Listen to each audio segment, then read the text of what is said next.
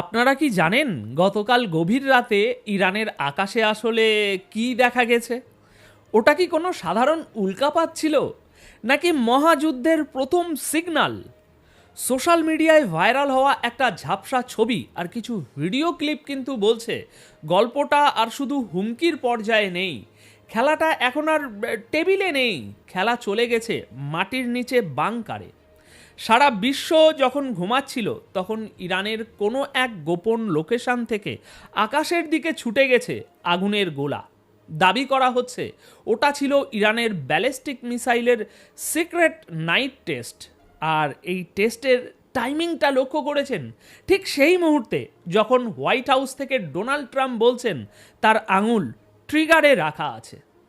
কিন্তু ট্রাম্পকে চমকে দিয়ে ইরান যে পাল্টা চালটা ছেলেছে সেটা শোনার জন্য খোদ পেন্টাগনও প্রস্তুত ছিল না। ইরানের পার্লামেন্ট থেকে সোজা জানিয়ে দেওয়া হয়েছে মধ্যপ্রাচ্যে থাকা আমেরিকার প্রতিটি সামরিক ঘাঁটি, প্রতিটি নড়াচড়া এখন থেকে ইরানের জন্য বৈধ শিকার বা লিগ্যাল টার্গেট। শব্দটা খেয়াল করুন, টার্গেট নয়, বৈধ টার্গেট। অর্থাৎ হামলা করলে কোনো ওয়ার্নিং দেয়া হবে না, সোজা উড়িয়ে দেয়া হবে। প্রিয় দর্শক, আজকের এই প্রতিবেদনে আমরা সেই ভয়ঙ্কর খেলার বিশ্লেষণ করব যেখানে একটা ভুল চালে পুরো পৃথিবী জ্বলতে পারে। ট্রাম্প কি ফাঁদ পাচ্ছেন, নাকি নিজেই ইরানি চক্রব্যূহে পা দিয়েছেন? শেষ পর্যন্ত সঙ্গে থাকুন, কারণ আজকের তথ্যগুলো আপনার চিন্তার জগৎকে নাড়িয়ে দিতে পারে। দর্শক, সাধারণ যুদ্ধের নিয়ম কি?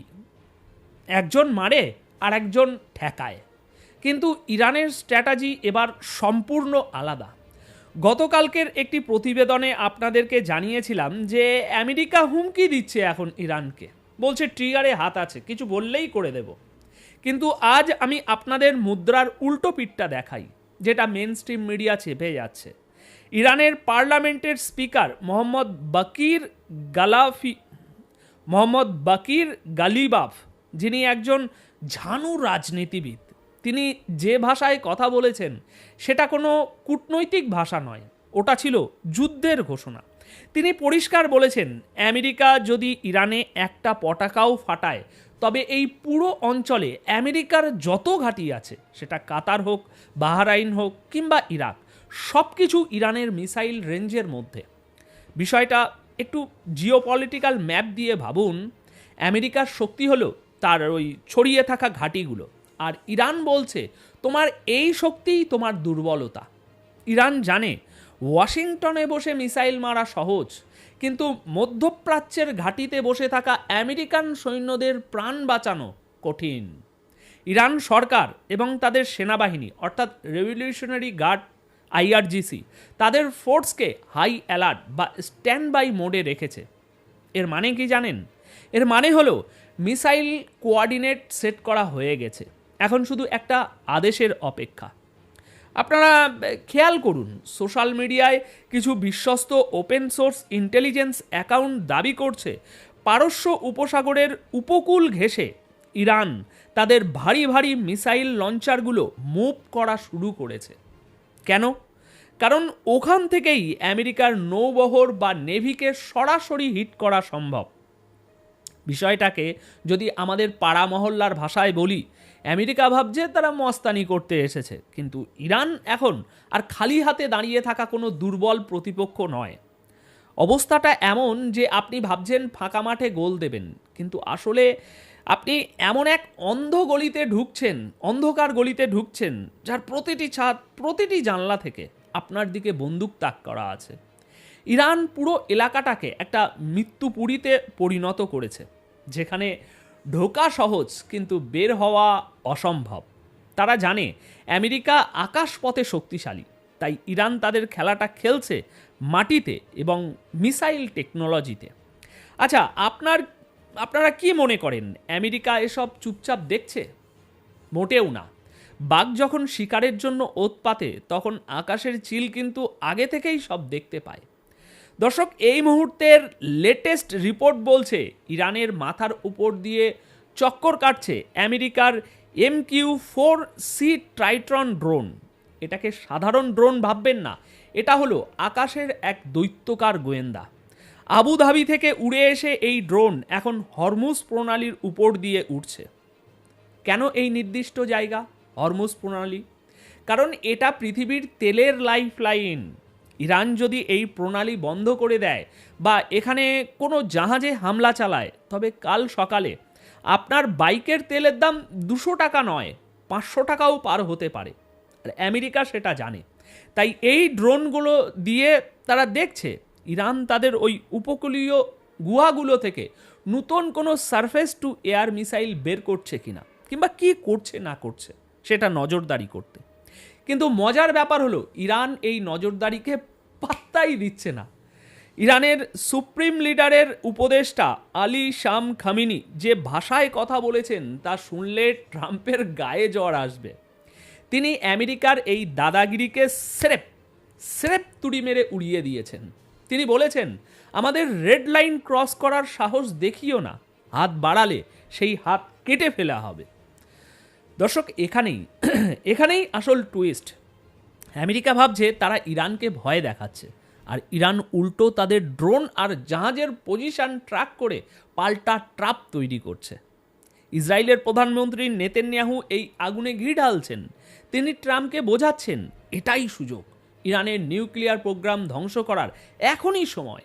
কিন্তু নেতানিয়াহু যেটা ভুলে যাচ্ছেন বা ট্রাম্প যেটা বুঝতে চাইছেন না, ইরানের কাছে এখন যে মিসাইলের ভান্ডার আছে তা দিয়ে তারা শুধু আমেরিকা নয়, ইসরায়েলের অস্তিত্বও সংকটে ফেলতে পারে।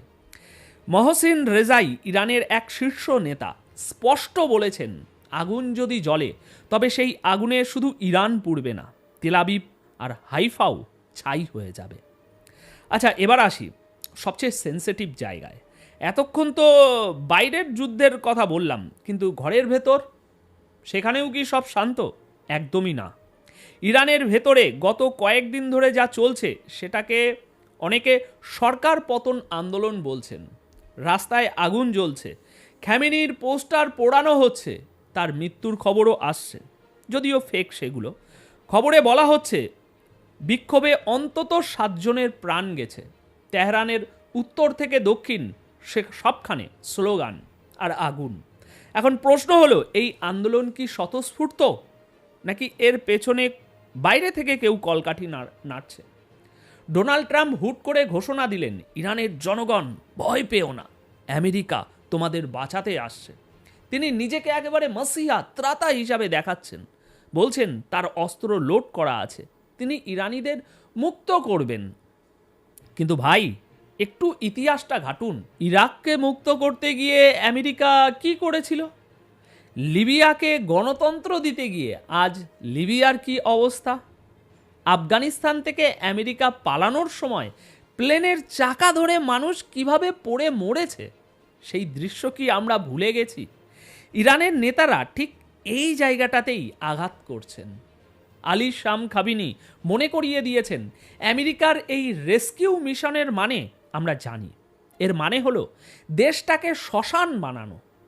ইরান সরকার দাবি করছে এই যে দোকানদার বা ব্যবসায়ীদের আন্দোলন, এটাকে আমেরিকা এবং ইসরায়েলি গোয়েন্দারা হাইজ্যাক করার চেষ্টা করছে। তারা শান্তিপূর্ণ প্রতিবাদকে গৃহযুদ্ধের রূপ দিতে চায়, যাতে সেই অজুহাতে আমেরিকা ইরানে হামলা চালাতে পারে। অর্থাৎ চিত্রনাট্যটা খুব পরিষ্কার।